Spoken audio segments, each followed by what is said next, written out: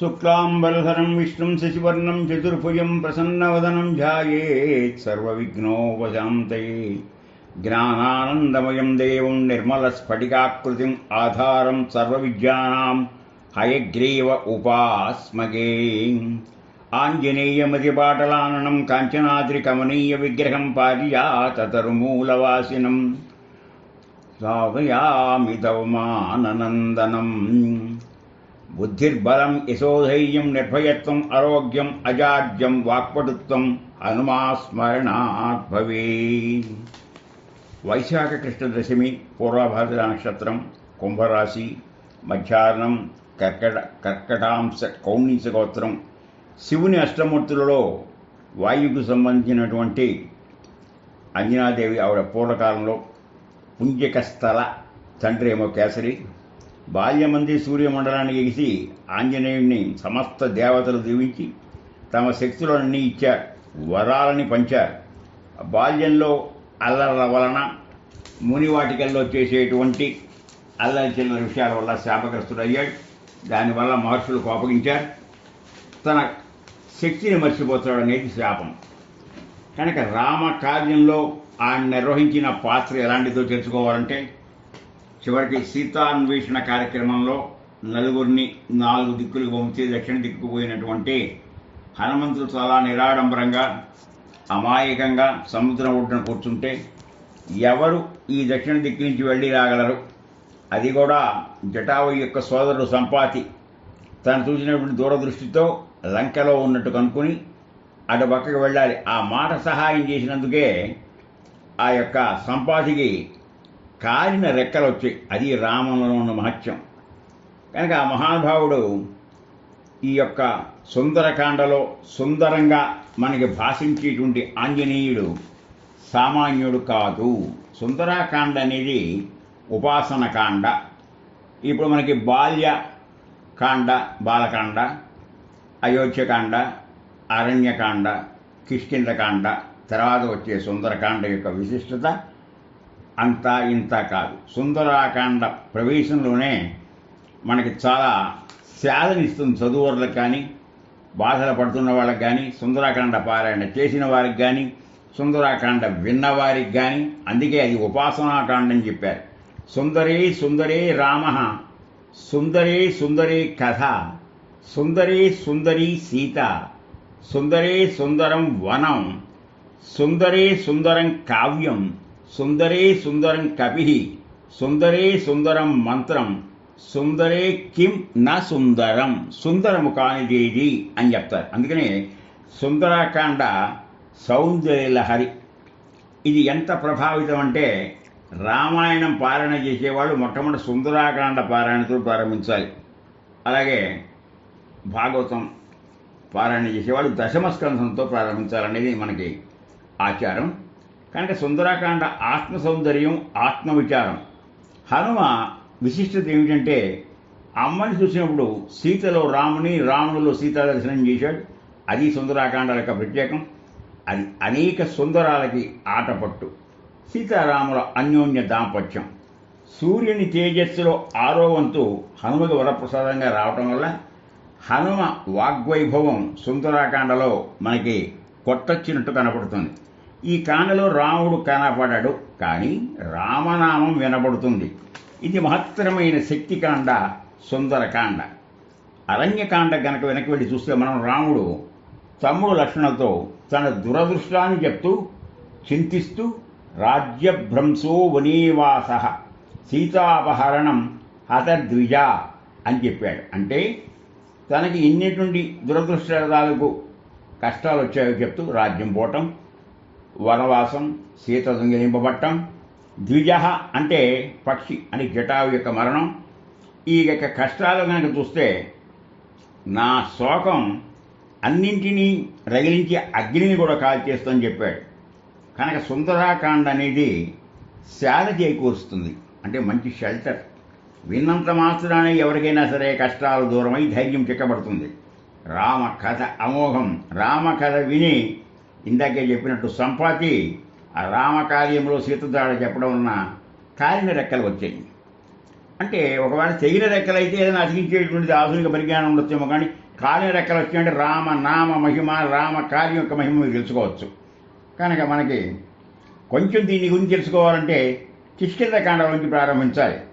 ఇక్కడ సముద్రోల్లంఘన చేసేటప్పుడు స్వామికి 3 రకాల అవరోధాలు వచ్చాయి. 1 సాత్వికం, 2 రాజసం, 3 తామసం. సాత్విక అవరోధంగా మన కథా పరంపరలో పోతే మైనాకుడు పైకి వచ్చి కొంతసేపు సేద తెచ్చుకుని ఆ తర్వాత ప్రయాణాన్ని కొనసాగించమని చెప్తే సాత్వికంగా ఆయన చెప్పాడు, నేను వెళ్ళేటువంటి పని చాలా విశేషమైన పని, అవసరమైన పని, తొందరగా వెళ్ళాను కనుక నువ్వు ఈ రకంగా ఆతిథ్యం ఇస్తానన్న మాటే చాలు, నాకు ఎంతో ఆనందంగా ఉందని చెప్పి అతనికి సమాధానపరిచాడు. కొంత దూరం పోయాక రాజస అవరోధం వచ్చింది. అదే సురస, దేవతలు నియోగించినటువంటి ఆ మాత్ర శక్తి, ఆవిడని దాక్షాయణి కూడా అంటారు. ఆవిడ ఇదంతా దేవతల యొక్క ఎత్తు ఎంతవరకు ఈ సముద్రోంఘం చేసి సీతమ్మ వారి అన్వేషణలో హనుమంతుడు కృతకృష్యుడవుతాడనేటువంటి పరీక్ష. దాంట్లో కూడా ఆయన చాలా నిదానంగా, తల్లి నీ వెళ్ళే కార్యక్రమం ఇది, నన్ను విడిచిపెట్టంటే కాదు, నువ్వు నాలో ప్రవేశించి వెళ్ళగలిగితే చూస్తానని చెప్పి ఆవిడ యొక్క శరీర ప్రమాణాన్ని క్రమక్రమంగా పెంచుకుంటూ వస్తే చాలా దక్షుడైనటువంటి హనుమ తన శరీరాన్ని అమాంతం తగ్గించి ఆవిడ నోట్లోంచి బయటికి రాగలిగాడు. అమ్మ నీ ముసలు తీరింది కనుక నన్ను ఆశీర్వదించని చెప్పేటువంటిది రాజసల సంబంధమైన అవరోధం. ఆఖరి తామస అవరోధం, తన ఎంతగా ప్రయత్నించి ఎంత వేగంగా వెళుతున్నా ముందుకు కదలలేని దుస్థితి ఎందుకు ఏర్పడిందా అని చెప్పి తను ఒకప్పుడు సుగ్రీవుడు దక్షిణ ప్రదేశంలో కొన్ని అఘోరమైన శక్తులు ఉంటాయి, ముఖ్యంగా సముద్రంలో ఒక శక్తి ఉంది అని చెప్పినటువంటి ఆ భౌగోళిక విజ్ఞానపు విశేషాన్ని గుర్తుకు తెచ్చుకున్నాడు. ఆవిడే సింహికారిక అంగారిక. అంగారిక అంటే శరీరంలో అంగాల్లో ఉండే శక్తిని క్షీణింపజేసేటువంటిది.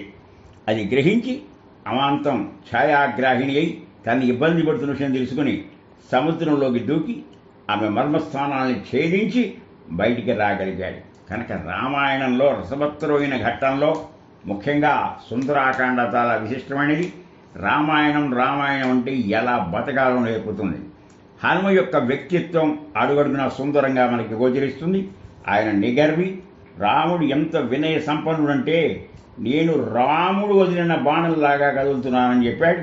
అందులో సముద్రోల్లంఘనం చూడాలి, ఎక్కడ ఎదగాలి, ఎక్కడ ఒదగాలి, ఎలా మాట్లాడాలి, ఎలా కార్యదక్షతను నిరూపించుకోవాలి, చెప్పిన పనే కాకుండా కొన్ని పనులు చేసి ఆయన ఎంతగానో మనకి ఆదర్శవంతమైనటువంటి సుందర జీవితాన్ని మనకి దర్శింపజేస్తారు. దదర్శ లంకను చూడంగానే మనకి త్రికోట పర్వతం మీద కాంచన లంక బాహ్య సౌందర్యం, అదే రాముడు జనించిన అయోధ్యది అంతర సౌందర్యం. అంటే ఒక్కొక్క సౌందర్యాన్ని చూసినప్పుడు కళ్ళు విరిపెట్టుకొలిపోయడం, ముందు కదలలేక ఉండే పరిస్థితి లంకలో కనబడుతుంది. కానీ ఆ బాహ్య సౌందర్యానికి ముచ్చటపడితే వచ్చిన అసలు కార్యక్రమం నిర్లక్ష్యమైపోతుందని చెప్పినటువంటి హనుమ చాలా తెలివిగా చేసుకొస్తాడు.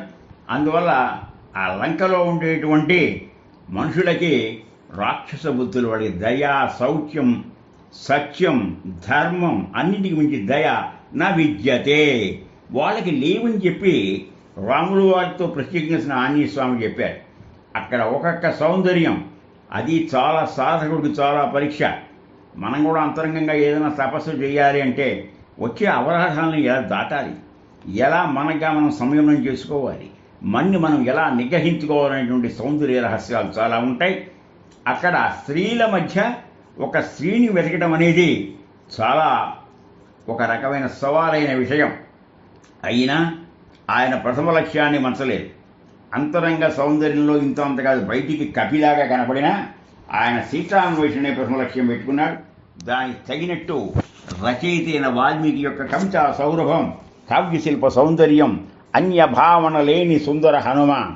సహజ సౌందర్యం అనేక ఉంటుంది, ఎన్నున్నా బుద్ధికి బలం గలవాడు గనకనే బుద్ధిర్బలం యశో ధైర్యం అజాడ్యం వాక్పటుత్వంచ హనుమాస్మరణాత్ భవేత్.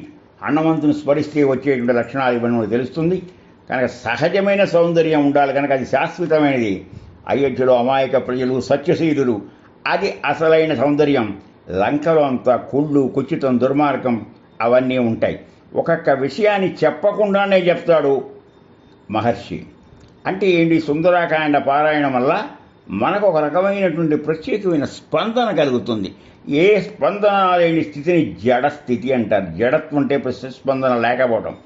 లంక యథార్థంగా పైకి చెప్పరు కానీ చెప్పకుండా మనం అర్థం చేసిన రావణునిది కాదు, అది విశ్వకర్మ నిర్మాణం. పులస్త్య బ్రహ్మ చిన్న కుమారుడైన కుబేరునికి నివాస స్థలం. ఆ పై ఈయనకి వచ్చిందంటే ఎలా వచ్చింది? పుష్పక విమానం. ఇది కూడా ఆయన దౌర్జన్యంతో రావణుడు కైవసం చేసుకున్నాడు. అక్కడ విభీషణుడు కూడా ఉన్నాడు. మంచి చెడు రెండు పక్కపక్కనే ఉంటాయి. ఆయన చిరంజీవి. లంకలో బాహ్య సౌందర్యం కానీ అంతర్గతంగా చాలా దుర్మార్గం ఉంటుందని చెప్పుకున్నాం. అందువల్ల పరమశివుని అష్టమూర్తులలో ఒకసారి వెతికాననే భ్రమలో కూడా చాలా ఇబ్బంది పడి చివరికి తెల్లవారుతూ ఆ చంద్రుడు అస్తమిస్తున్న సమయంలో ఆ కాంతుల్లో ఒక్కసారిగా ఆశ తెచ్చుకున్నాడు.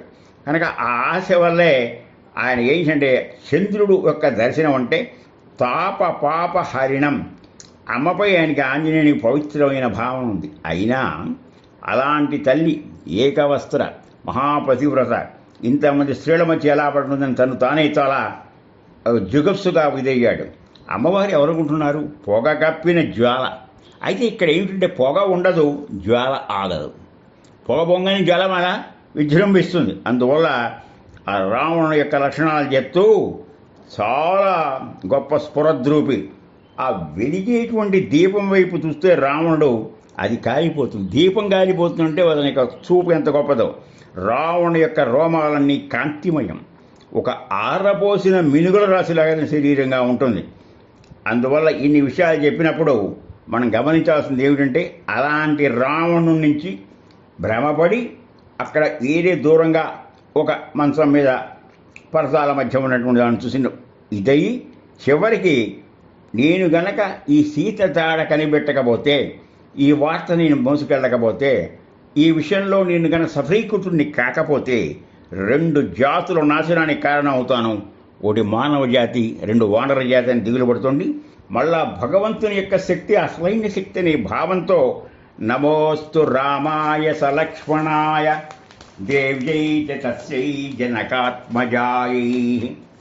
నమోస్తు రామాయ సలక్ష్మణాయ దేవ్యై తస్యై జనకాత్మజాయై. నమోస్తు రుద్రేంద్ర యమానిలేఖ్యో నమోస్తు చంద్రార్క మరుద్గణేభ్యః అని స్తోత్రపాఠం చేయంగానే అన్ని చోట్ల వెతికాను కానీ ఈ అశోకవనంలో వెతకలేదు కదా అని చెప్పి వెంటనే ఆయన అక్కడ వెతుకులాటకు వెళితే, ఆ రోజుల్లో స్త్రీలు కూడా సంధ్యావందనం చేసేవాళ్ళు కనుక అమ్మ అప్పుడే తెల్లవారుజామున సంధ్యావందనానికై ఒక సెలయేరు దగ్గరికి వచ్చేటువంటి దృశ్యం ఆయన కంట పడింది. పడంగానే అక్కడ వెతుకులాట ప్రారంభించాడు.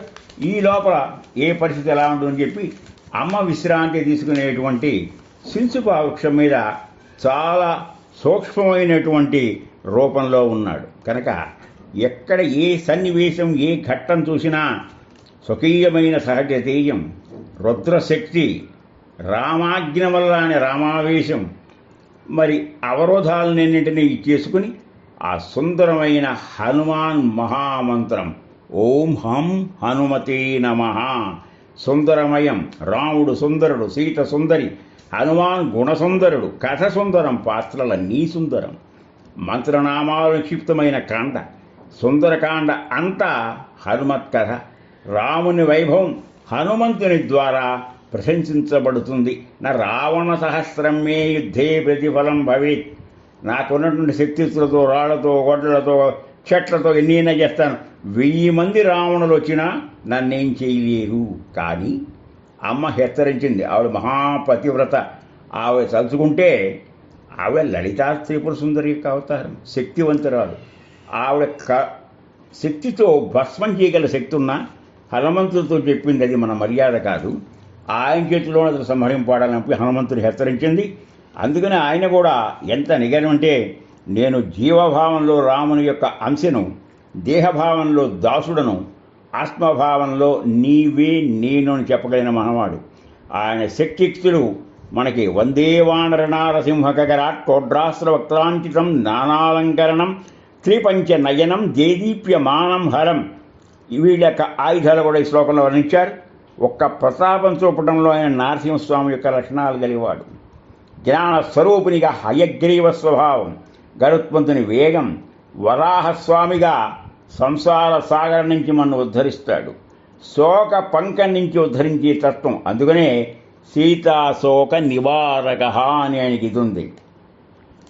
కనుక మంత్రశాస్త్ర సంప్రదాయం ప్రకారం హనుమంతుణ్ణి ఆరాధించాలంటే శక్తి సంహితునిగా చేయాలి. కానీ ఉపాసించేటప్పుడు పత్ని స్థానంలో శక్తిని ఉపాసించడం, ఆ కారణంగా ఆయన అస్కలిత బ్రహ్మచారైన సువర్చస్సుగా సువర్చలాదేవిగా హనుమత్ పత్నిగా పూజింపబడుతోంది. ఇది సంహితలోను పురాణాల్లోనూ సూర్యపుత్రిగా హనుమత్ పత్నిగా వర్ణించబడుతోంది. హనుమంతుణ్ణి పూజించిన చోట ఏముంటుందంటే ఖచ్చితంగా కలి శని బాధల నుంచి విముక్తే కాకుండా ఐశ్వర్యం, సుస్థిరం, దీర్ఘాయురోగ్యాలు, సర్వత్రా విజయాలు, ఇంకా భూత సంక్షోభాల నుంచి విముక్తి. ఇది కాక సుదర్శన సంహితలో ఏం చెప్పారంటే ఆయనకి ప్రీతికరమైనటువంటి సింధూర పూత, తమలపాకులతో అర్చన, నవనీత నివేదన చాలా విశేషమైనది.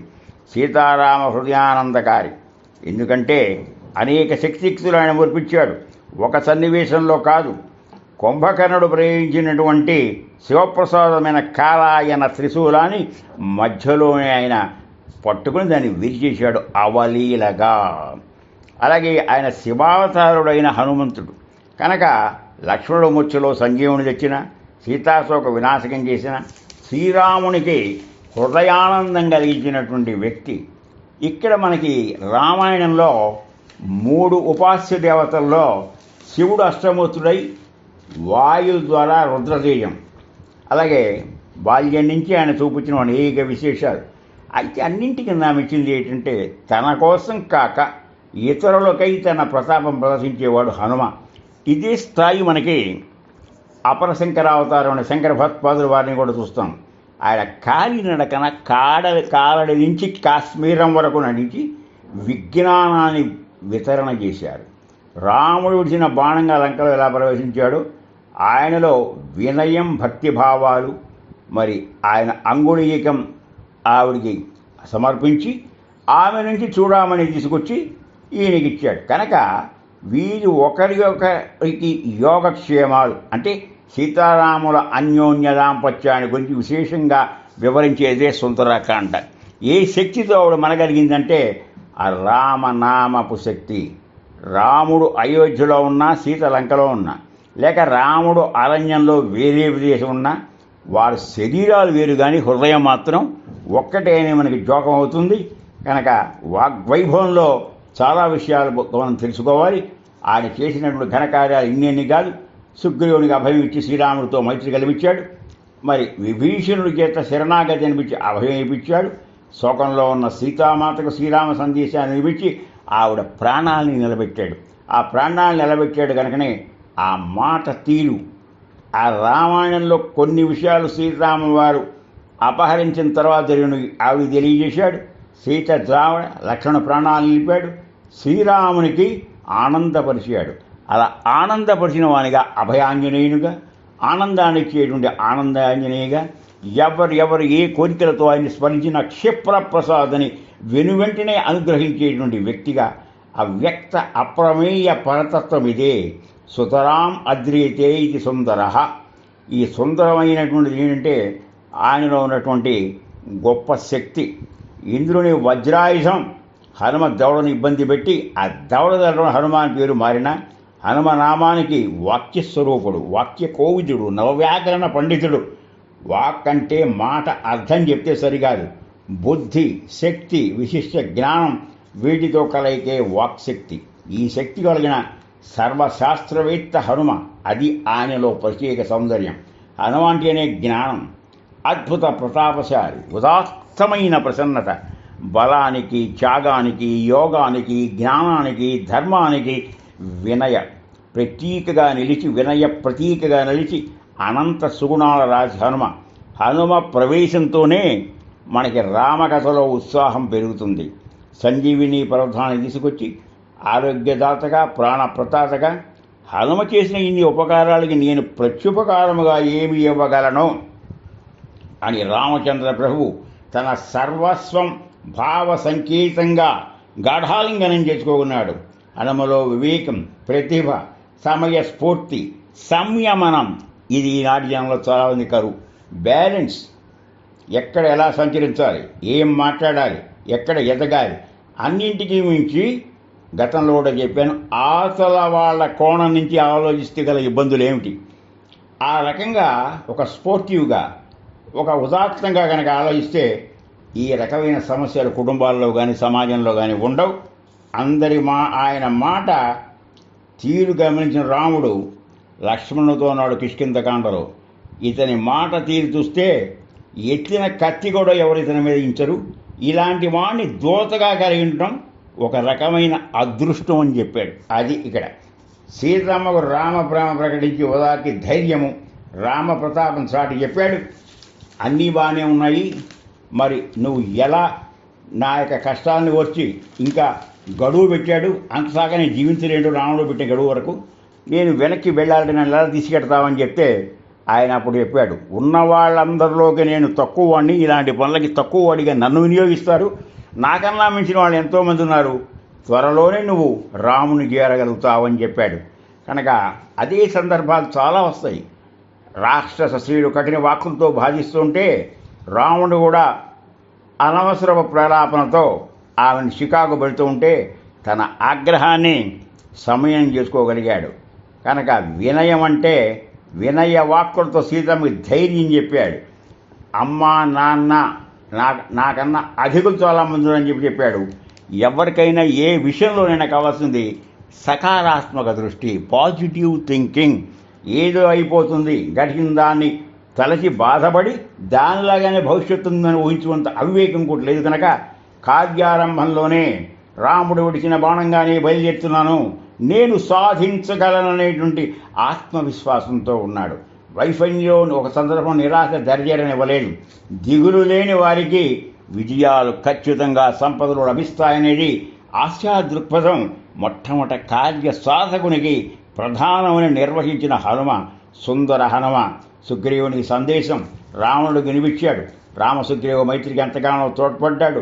సీతమ్మ శోకాన్ని పోగొట్టి అభయాన్ని, ఆనందాన్ని ప్రతిష్ఠించి జగదానందకారకుడైన శ్రీరామచంద్రమూర్తికి ఆనందాన్ని అందించిన శ్రీరామ హృదయానంద స్వరూపమే హనుమ.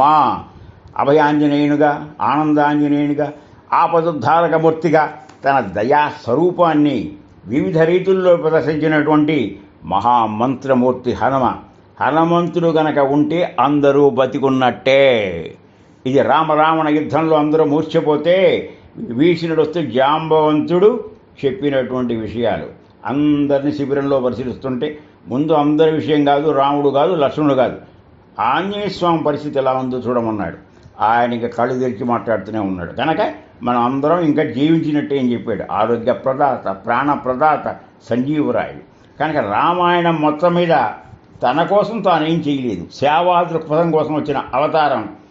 ఆయన పరహితం కోసం, రామ కార్యం కోసం కృషి చేసిన త్యాగశీలి, త్యాగ యోగ ధర్మమూర్తి. ఆనందనందించి దుఃఖాన్ని పరిహరించే వానికంటే అంతగాడెవడు ఉంటాడు. అందుకే మనకి యానయామాని గౌణాన్ని చెప్పుకున్నటువంటి భగవద్గీత విశ్వసనామ సహస్రనామంలో చెప్పిన. అందుకే హనుమంతుడు సత్య శివ సుందరుడు. ఆయన గాథ సుందరకాండ. జై వీర హనుమాన్. ఆంజనేయమతి పాటలాననం కాంచనాద్రికమనీయ విగ్రహం పారిజాతరుమూలవాసినం భావయామి పవమానందనం మనోజవం మారుతతుల్యవీగం జితేంద్రియం బుద్ధిమతాం వరిష్టం వాతాత్మజం వానరయోధముఖ్యం శ్రీరామదూతం శిరసా నమామి రామయ్య దూతం మనసా స్ఫురామి. ఖచ్చితంగా మంగళవార ప్రాంతాల్లో హనుమత్ సూక్త పారాయణ చేయాలి. చిన్నదే కానీ ప్రయత్నిస్తే అంత కష్టమేం లేదు. శ్రీమాన్ సర్వలక్ష్మణ సంపన్నో జయప్రద సర్వాభరణ భూషిత ఉదారో మహాన్నత ఉష్ట్రారూఢ కేసరి ప్రియనందనో వాయుధనోజో యశేచ్ఛం పంపాధీర విహారీ గంధమాదన సంచారి హేమ ప్రాకారాంచిత కనక కదలీ వనాంతర నివాసీ పరమాత్మా మగ్రీశాప విమోచనో హేమవర్ణో నానారత్నకైతమూల్యం తరం మేఘలాంచ సన్నోవైతం కౌసేయ వస్త్రం చ బిభ్రాణ సనాతనో మహాబల అప్రమేయ ప్రతాపశాలి రజిత వర్ణ శుద్ధ స్ఫటిక సంకాశ పంచవదన పంచదశ నేత్ర సకల దివ్యాస్త్రధారీ సువర్చలారమణో మహేంద్రాజస్య దిక్పాలక సదయశ్రీంసద్ గీర్వాణ ముని గణ గంధర్వ యక్ష కిన్నర పన్నగాసుర పూజ్యతో పాదపద్మయుగలో నానావర్ణ కామరూప కామాచారీ యోగి జయ హనుమాన్ ఆంజనేయ విరాట్ రూపీ విశ్వాత్మా పవనందన పార్వతీపుత్ర ఈశ్వరతనుయ సకల మనోరథాన్నో దదాతు హరి ఓం.